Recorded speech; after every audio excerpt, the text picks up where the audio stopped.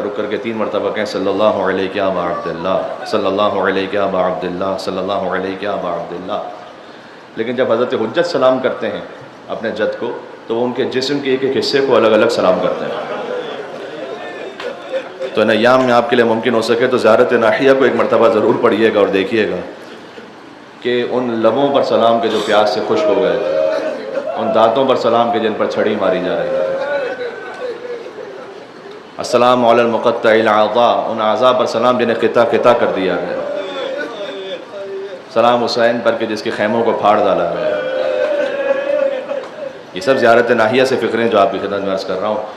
और फिर आगे इमाम ये फरमाते हैं, मैं चाहता था कि चूँकि मुहर्रम का चाँद तुलू हुआ है तो ये चंद लम्हे कुछ आँखों में आंसू आए, उसके बाद हम गुफ्तगू का बाकायदा आगाज़ करें कि एक मंजिल वो आई कि मुझे नहीं मालूम क्या सख्त मंजिल है कि इमाम ज़माना अलैहिस्सलाम ये फ़रमाएँ कि आपने अपने दस्त व पा साकिन कर लिए थे और आपकी सांसें रुकने लगी थी।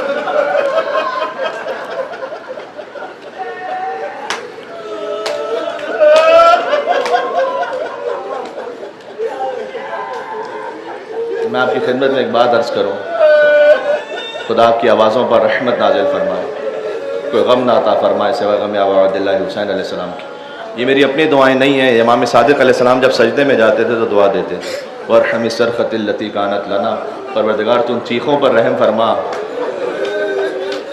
कि जो हमारे गम में बुलंद होती हैं। अल्लाहु अकबर।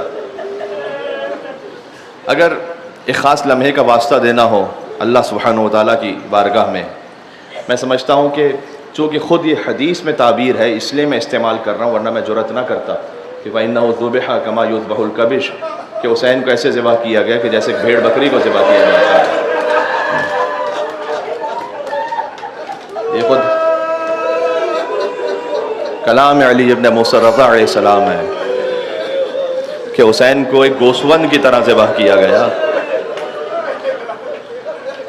तो अगर आप उस फ़िक्रे को जोड़ लें ज़ियारत नाहिया के इस जुमले के साथ तो समझ में आता है कि जब किसी गोसवन को ज़िबा किया जाए तो शुरू में उसमें हरकत होती है, उसमें जुम्बिश होती है, वो हाथ पैर अपने हिला रहा होता है वो गोसवन। लेकिन एक मंजिल ये आती है कि बस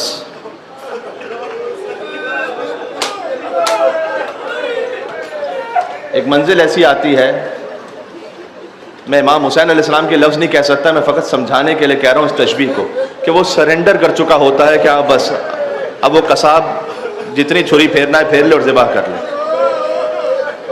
तो यकीनन अबा अब्दुल्लाह हुसैन पर एक मंजिल तो ऐसी आई होगी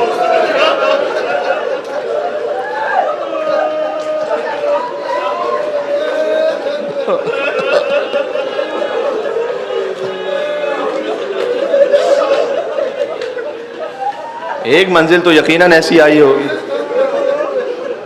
कि आपने अपने दस्तों पा साकिन कर लिए, गोया ज़िब्ह की मंजिल बिल्कुल करीब थी और हुसैन ने अपने दस्तों पा रोक लिए थे। ये मेरा इस वक्त मसाइब की कैफियत का आखिरी जुमला है और यकीन फरमाइए कि वजूद काम जाता है। इमाम ज़माना अलैहिस्सलाम फरमाते हैं इससे आगे आपने अपने दस्तों पा साकिन कर लिए थे और आप नीम खुली हुई आंखों से अपने बच्चों की तरफ देख रहे हैं।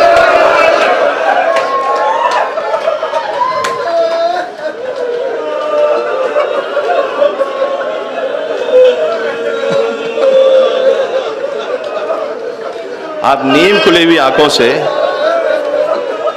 यानी इमाम हुसैन की आंखें कभी खुलती थी थोड़ी सी बंद होती थी, उन आंखों से आप सकीना की तरफ देख रहे थे, आप अपने बच्चों की तरफ देख रहे थे। हुसैन जानते थे कि अब सकीना यतीम हो जाएगी, अब सकीना को तमाचे लगने का वक्त करीब आ गया। बस परवरदिगार तो उसे उसी लम्हे का वास्ता है कि हमारे इस गिरिये को अपनी बारगाह में कबूल फरमा ले।